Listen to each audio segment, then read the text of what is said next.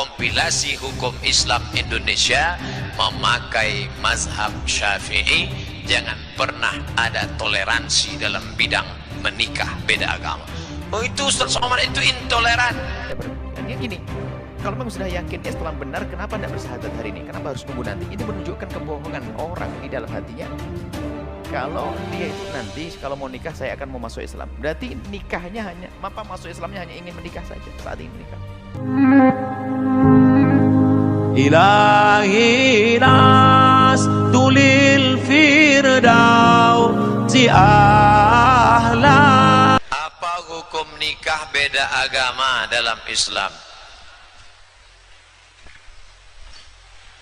Wala abdum mu'minun, seorang hamba sahaya miskin susah melarat hitam tapi beriman, khairum min musyrikin walau a'jabakum, lebih baik daripada musyrik yang menyembah berhala walaupun a'jaba, ajib, amazing, mengagumkanmu. Wala amatum mu'minatun, seorang hamba sahaya perempuan yang hitam, budak hamba saya, khairun, lebih baik, min musyrikatin walau a'jabatskum, daripada musyrik walaupun mengagumkanmu. Hai para bapak, hai para wali, jangan nikahkan anak gadismu beda agama karena mereka melakukan perbuatan zina.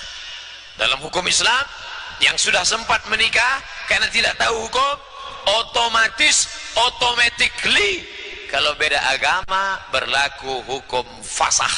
Fasah artinya dipisah. Apalagi mazhab Syafi'i, tidak ada dispensasi keringanan. Jangan lupa, kompilasi hukum Islam Indonesia memakai mazhab Syafi'i. Jangan pernah ada toleransi dalam bidang menikah beda agama. Oh, itu Ustaz Somad itu intoleran. Apa juga lagi yang kau tuduhkan aku intoleran? Sudah kasih daging kurban, intoleran juga. Tak kularang, sudah kularang Belanda membunuh engkau, Jepang membunuh, kau sebut juga tak toleran.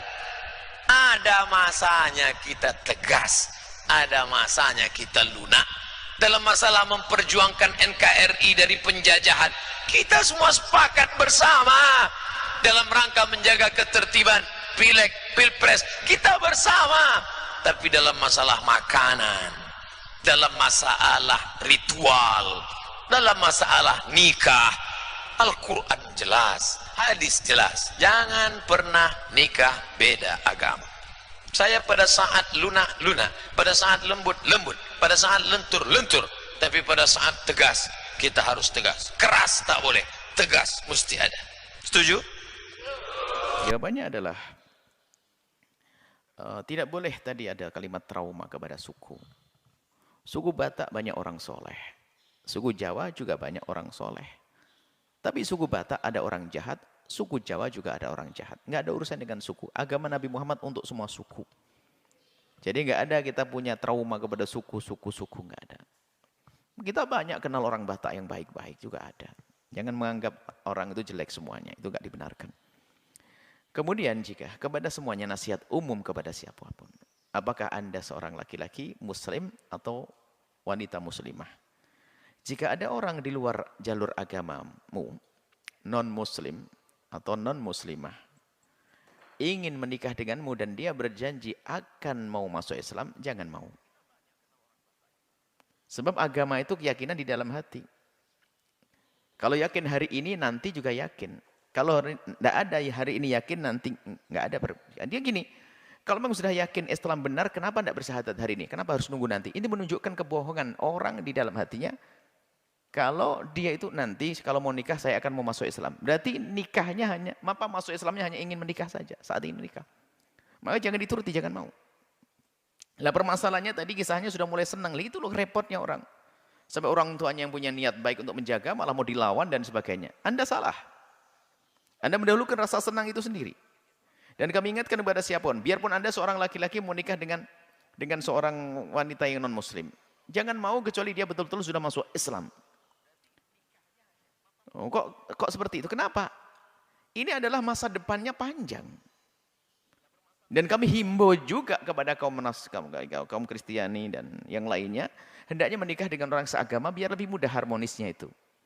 Jadi orang Kristen hendaknya nikah dengan orang Kristen biar ke gereja sama. Kalau perlu kelompok gerejanya itu kan gereja kan beda-beda, Kristennya beda-beda. Yang sama.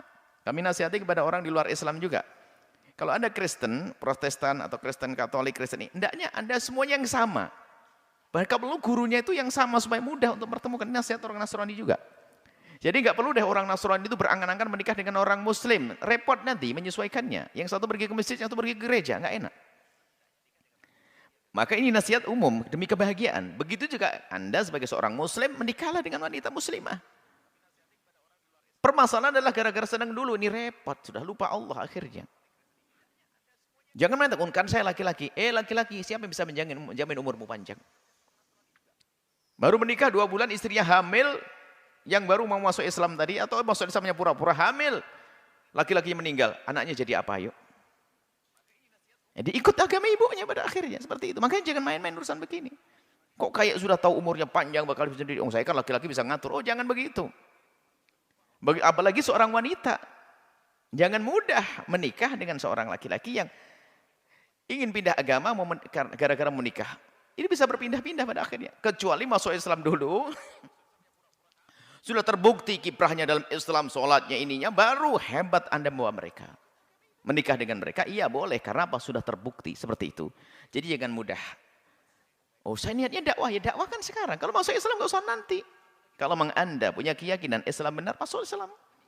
Dan bukan karena saya, artinya bisa saja setelah kamu masuk Islam, tidak usah menikah dengan saya, juga boleh. Bisa menikah dengan yang lainnya, harus begitu, berani ngomong gitu. Kalau dia mengatakan, iya saya mantap Islam dan saya menikah dengan kamu. Kalaupun tidak juga tidak masalah. Yang penting saya masuk Islam, berarti benar dia masuk Islamnya. Alangkah banyaknya orang berbohong di sini. Pengen masuk Islam, karena masuk Islam hanya karena sebuah pernikahan. Setelah menikah bubar Islamnya, na'udzubillah. Ayo. Maka hati-hati, agamamu itu mahal. Jadi keluargamu tadi itu benar, yang melarang semacam itu benar. Karena belum terbukti dari laki-laki tersebut atau dari yang non-muslim tersebut. Suruh buktikan kalau sudah masuk Islam, menjadi Islam yang baik, baru nanti boleh menikah. Seperti itu. Keindahan akan terwujud dengan kepatuhan kepada Allah dan kepatuhan kepada orang tua. Wallahu a'lam.